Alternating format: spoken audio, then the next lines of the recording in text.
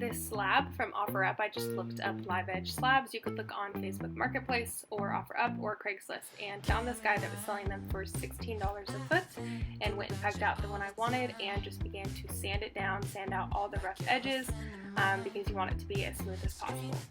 When you come online,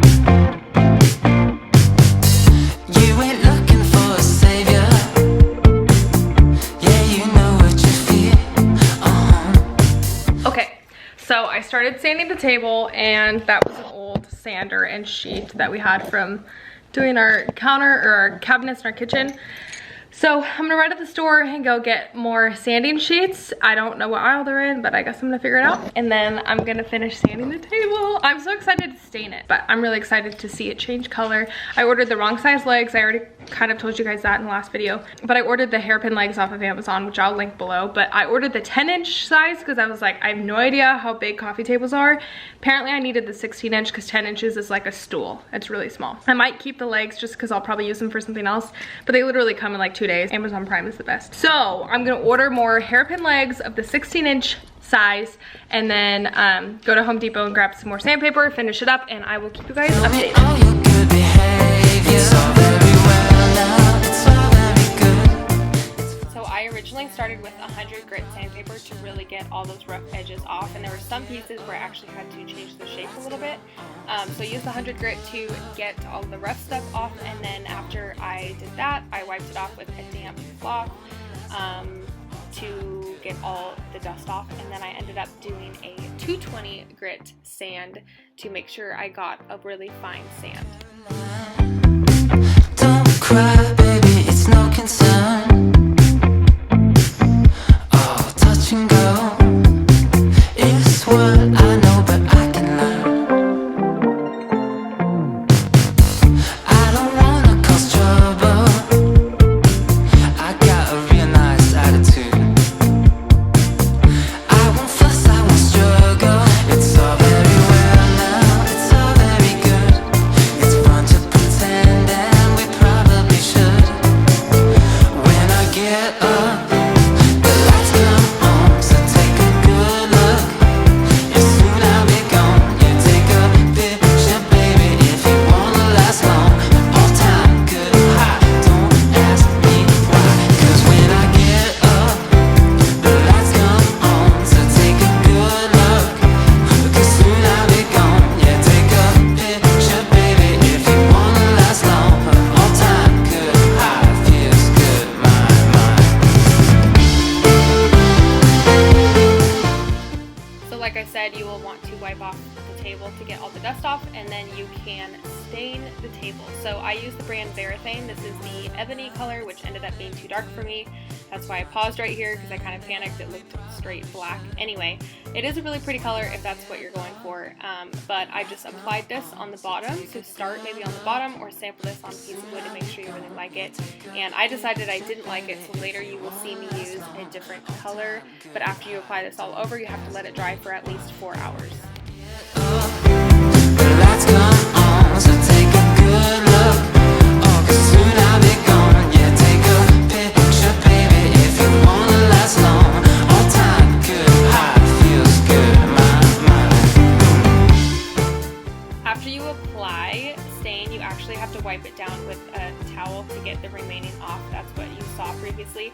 And this is me using the new color. So this is the Varathane Early American, and I actually went a little bit lighter than I thought because I realized last time it dried darker than I thought, or it went on darker than I pictured. So I did Early American, really like this color. And yeah, after you apply it, then you wipe off the excess after about 15 or so minutes. Really depends on how dark you want it. So you could leave the stain on for anywhere from 5 to 15 minutes, and then you wipe off the excess. The stain continues to soak into the wood, and it should be dry within 4 hours. And then you could apply more layers or sand it down to apply more layers after that.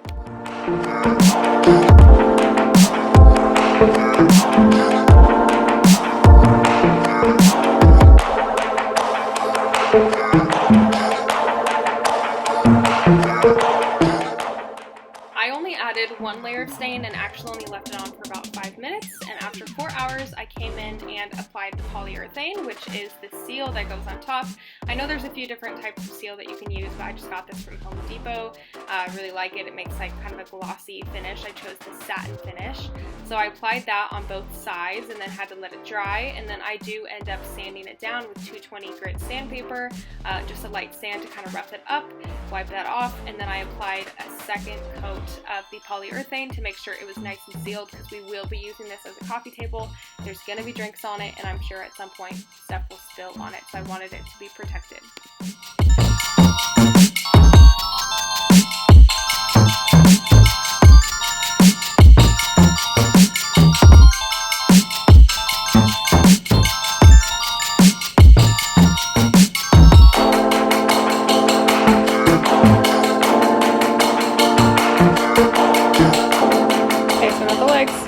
These are new doors we need to put in our house. Got these 16-inch legs off Amazon. I'll link them below. Came with some screws.